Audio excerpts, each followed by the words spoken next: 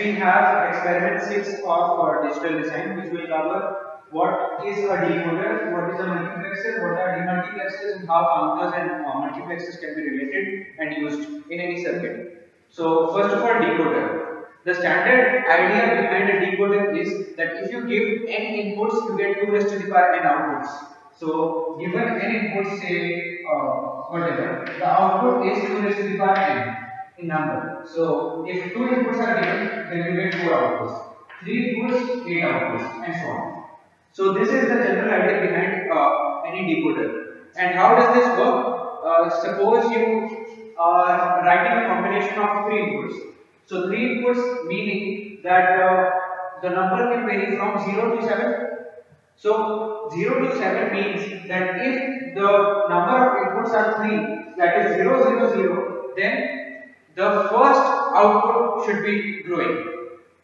Understand? So if this is 0, 0, 0, 0, 0, 0 is the first entry, so the first one should be on. 1, 1, 1 is the last entry, so last one should be on. Another thing is about active high and active low. Anywhere if decoder output has a bubble means that it is active low. Active low meaning that the output was supposed to be 1, but now it will be 0. And for every other case it will be 1. And if it is active high, then it is standard. Active high means when in general, if this is 1, 1, 1, then this will be 1. Output will, this will be high and this will be low.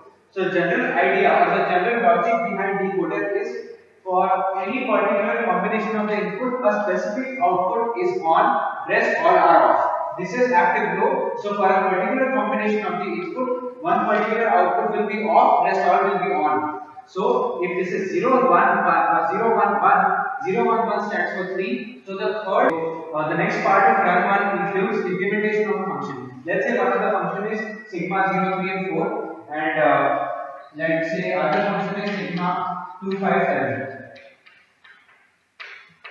Now we know that these are 0, 1, 2, 3, 4, 5, 6, 7 already. So if we want to implement using min terms 0, 3 and 4, so directly 0, 3, 3 is 3 and 4. If we add them, we get actually the complement of 0, 3 and 4 because these are active low. So that's why NAND it to get sigma 0, 3 and 4. So that's why we have implemented F. Now to implement G, 2, 5, 7. So 2,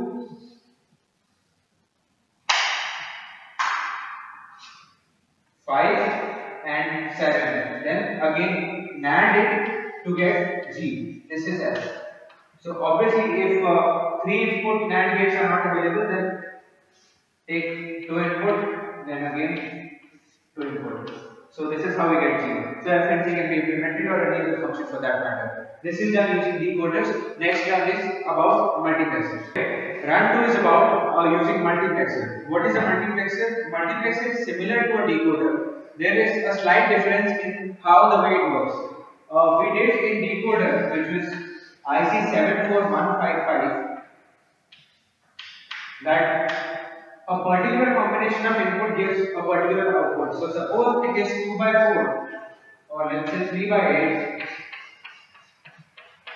That means if I give a particular combination, let it be 0, 1, 0. 0, 1, 0 stands for 2. So the third, that is 0, 1, 2. So this should be on. A particular combination makes a particular bit on. In similar lines, there is so I can also say that in a way, this is selecting this output.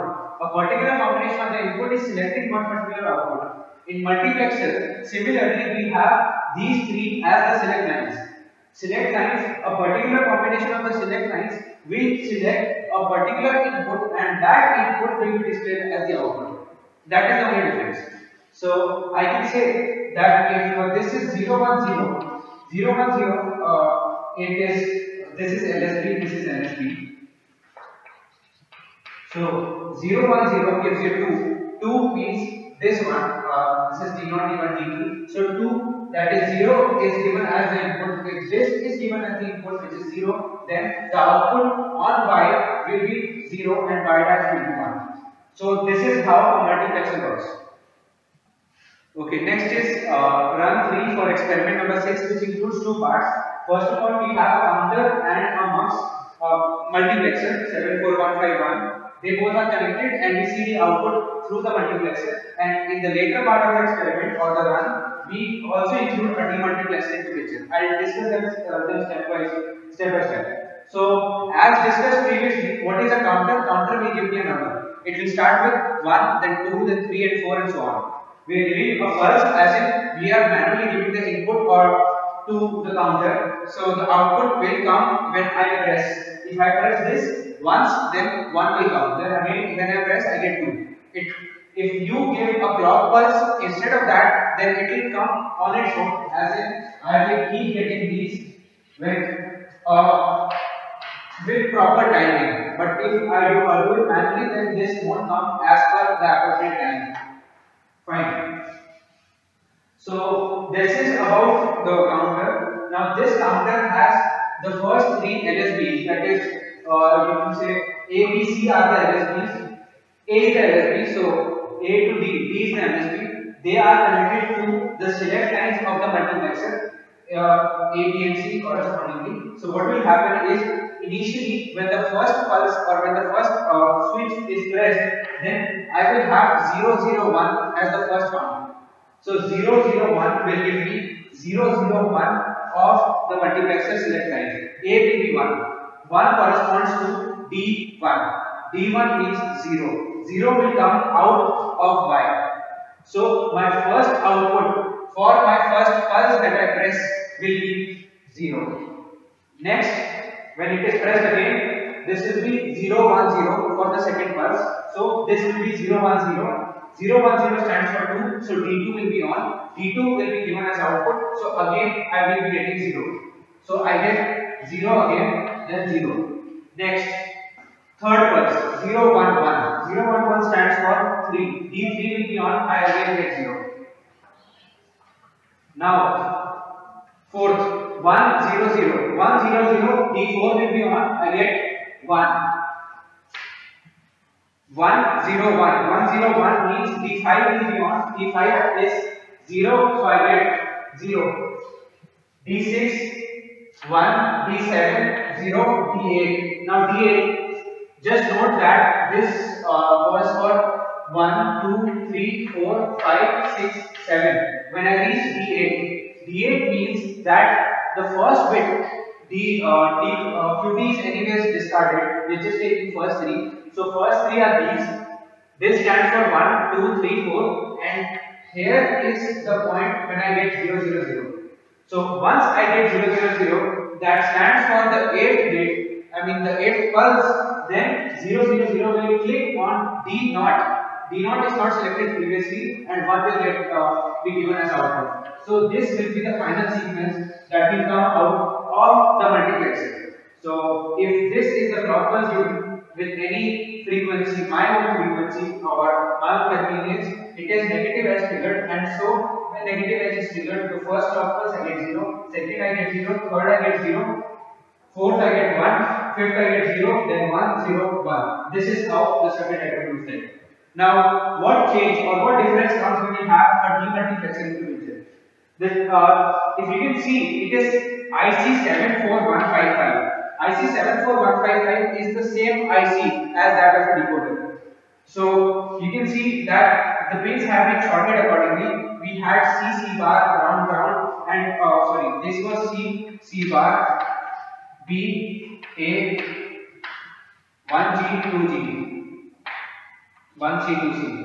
So this is how it was there in decoder. Now we have a demultiplexer. It works in a similar fashion. The idea is that you have a counter is giving out different numbers. These numbers are being used as select lines. A particular combination of select lines will take whatever is there in the input to a particular combination of the output. So if I am having 0 as D1, so that is corresponding to 1, that is 001. So 001 will take in D1 from there, and that will be displayed on this D1. These are D0, D1, or Y0, Y1, Y2, everything. So the idea is that if I am monitoring D1 1, then I will get only at one instant 1. For other instances, I will get zeros. It is just like a decoder works. So when will I get 1? If this is 001. So whenever the counter touches 1, or it starts with 1, right? So whenever it touches 1, then the second pulse it will be 0. So first initially I get 1, then 0 for second pulse, third pulse 0, fourth pulse 0, fifth, sixth, seventh, eighth also 0, then 1, then and so on. So this will be the diagram that I receive for D1, and similar diagrams for D2 and so on, which will be these. I mean, this is for D2, and this is for D0 or D8. So these diagrams will be received on when you see it in the CRO or anywhere else. So that can be the output of the demultiplexer. That's about experiment number 6.